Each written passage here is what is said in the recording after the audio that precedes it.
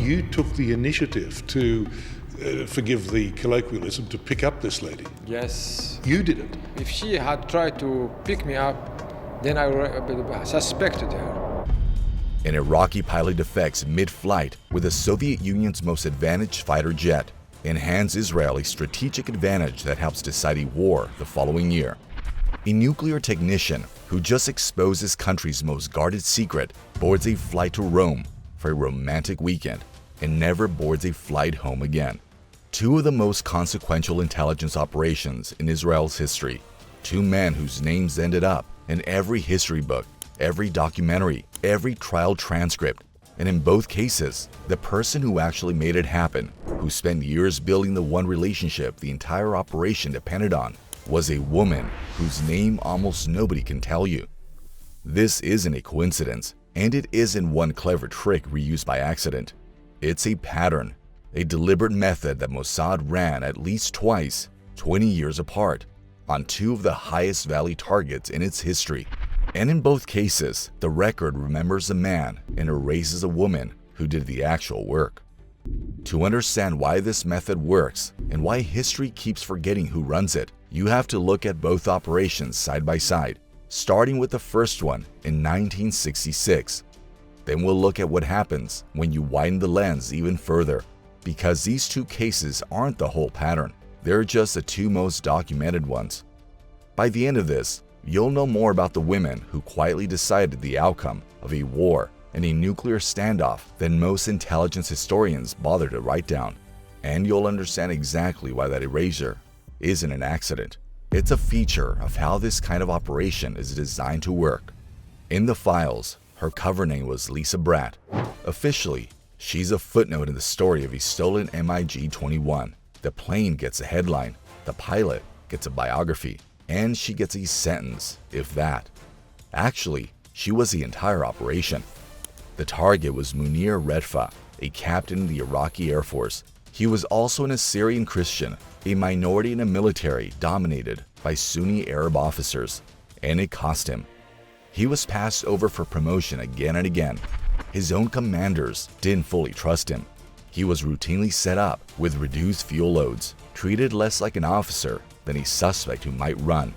And in the early 1960s, he was given an order that broke something in him: fly bombing missions against Kurdish villages in northern Iraq, against his own country's civilians.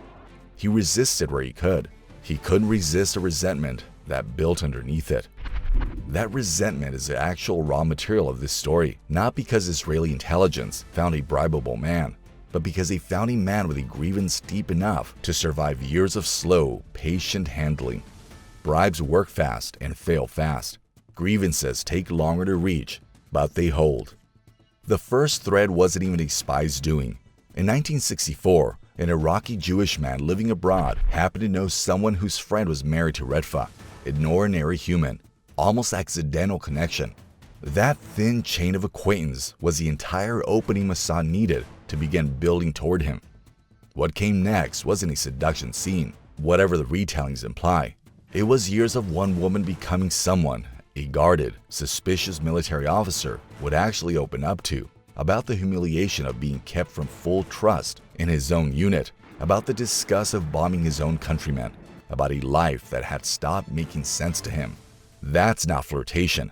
That's disciplined, sustained trust building, done under a total operational control, with the entire strategic value of the mission resting on one question: would he believe her? When the moment finally came, she didn't need to trick him into anything. An invitation to a holiday in Europe, away from Iraqi surveillance, away from his command structure, just distance and time, and someone who had actually been listening for years was enough. 3 years of careful work did what no threat or bribe ever could. It got him talking. Here's a detail every quick retelling of this story flattens out, and it matters. Redfa was married, with 2 young children still in Baghdad. This wasn't a naive bachelor stumbling into a trap. When Israel finally made its offer, a large sum of money, citizenship, a new life, he didn't simply accept it. He issued his own condition back: get my family out first. Think about the leverage in that sentence. A man being recruited by a foreign intelligence service turned around and dictated terms to them. Mossad agreed, and what followed may have been the harder half of the entire operation.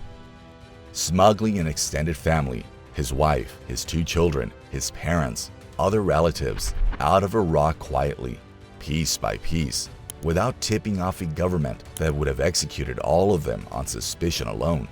Multiple agents, multiple routes, months of risks layered on top of the risk Raphael himself was already taking. This is a version of the story worth telling instead of the cartoon one. Not a woman fooling a man, but a spy service and a deeply compromised, calculating officer finding real use for each other. With one woman's multi-year relationship as a door everything else will walk through. On August 16, 1966, Raphael took off on what looked like a routine flight, turned toward Jordan, then toward Israel. Israeli radar picked him up immediately. 2 Mirage 3 interceptors scrambled, standard protocol for any unidentified aircraft, let alone a hostile nation's fighter jet, crossing the border. For a few tense seconds, this could have gone very differently. Raphael lowered his landing gear, the universal signal that he wasn't there to fight. The Mirages escorted him instead of shooting him down, and he landed the MiG-21 fully intact. Israeli and American engineers spent months studying the aircraft, its radar signature, its turning limits, its blind spots.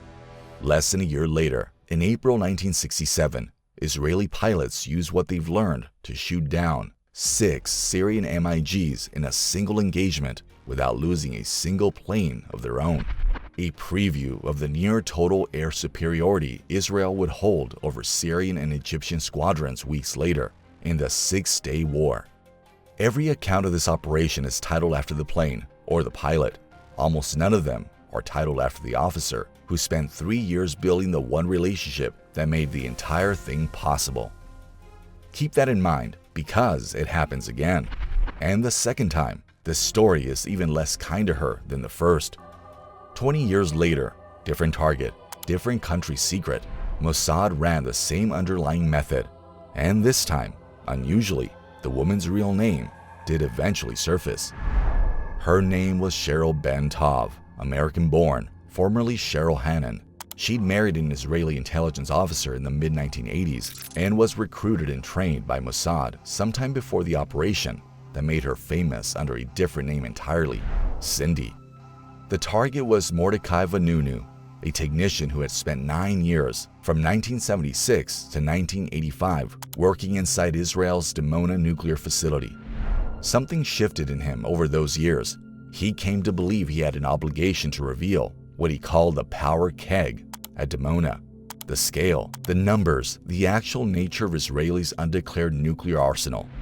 Before leaving his job, he smuggled an ordinary camera into the facility and took roughly 58 photographs. He later traveled to Australia, converted to Christianity, and in Sydney met a journalist from the London Sunday Times. On October 5, 1986, the paper published a 4,000-word article revealing that Israel likely possessed somewhere between 100 and 200 nuclear warheads, a story that detonated internationally and made Vanunu one of the most wanted men in Israeli intelligence's eyes. He was already in London by then, safely outside Israeli jurisdiction, with no legal mechanism for Israel to simply extradite a whistleblower over a story he couldn't even officially confirm existed. So instead of a courtroom, they sent Cindy. The approach looked almost disarmingly ordinary from the outside. An American tourist, a chance meeting near a newsstand, a few more meetings after that, a growing and apparently genuine warmth. Then an invitation, a short romantic getaway to Rome. He said yes. They landed. Within minutes, Vanunu was ambushed by waiting agents, drugged, and smuggled onto a ship back toward Israel. He was formally brought back into Israeli custody on September 30, 1986, tried in near total secrecy, and convicted of espionage and treason. His sentence, 18 years in prison, more than 11 of them reportedly spent in solitary confinement. One detail most retellings skip entirely: Cindy wasn't even the only woman involved in ensnaring him. later reporting revealed a second, still largely unidentified female agent played a supporting role in the surveillance and setup, someone the public record has never named at all. This isn't one exceptional woman running one exceptional operation. It's a method with a bench deep enough to use more than one operative on a single target and still keep most of their names out of the story. Once you know what to look for, this stops looking like two isolated incidents and starts looking like an institutional pattern with a longer history than either of these two stories alone suggests. Take Sylvia Raphael, a South African-born woman recruited onto an Israeli kibbutz who went on to become one of Mossad's most capable field operatives, fluent in half a dozen languages, trained to build entire false identities well enough to sustain years of cover work across multiple countries. Under one such invented identity, she spent real time cultivating a relationship with a foreign journalist in Paris, who later said publicly that he'd genuinely fallen for her, without knowing at the time that the relationship was itself an intelligence operation. Her career eventually intersected one of Mossad's most notorious failures, the botched 1973 Lillehammer operation, and she served time in a Norwegian prison for it. Her story is better documented than Lisa Bratt's, as a footnote to the men and operations around her rather than its own story. 3 cases across 3 decades is not proof of a formal named program. The specifics of exactly how Mossad selects, trains, and deploys women for this kind of long-duration trust operations aren't public, and this video isn't claiming more certainty than the record actually supports. But the shape repeats too cleanly to be coincidence. A target already carrying a grievance or a secret, a woman handling a years-long build of genuine feeling trust rather than a single seductive encounter, an operation that only works. So what happened to the women who ran these operations? Cheryl Ben-Tov's identity eventually became public. Investigative journalists connected Cindy to her real name, her marriage to an Israeli intelligence officer, and her later life she reportedly worked, of all things, as an American real estate agent. Her name is at least findable today, if you know where to look for it. Lisa Bratt is a harder trail. Unlike Cindy, her true identity has never surfaced publicly. Beyond her covered name's role in the Redfa operation, there is no public account of who she was before it, or what became of her afterward. No interviews, no memoir, no confirmed later career. Nothing. That gap isn't a research failure on this video's part. It's the actual point. The agents who succeed completely tend to disappear from the historical record more thoroughly than the ones who get caught or exposed. Failure creates a paper trail, inquiries, leaks, trials, prison sentences, journalists chasing a story. Success just creates silence, because nobody ever needed to explain what happened. That's the real hidden truth running underneath all 3 of these stories. It's not just that a handful of women quietly decided the outcome of a war, a nuclear standoff, and a foreign assassination operation. It's that the intelligence services who ran them have a structural incentive baked into the entire model to make sure history remembers the men they targeted and forgets the women who did the targeting.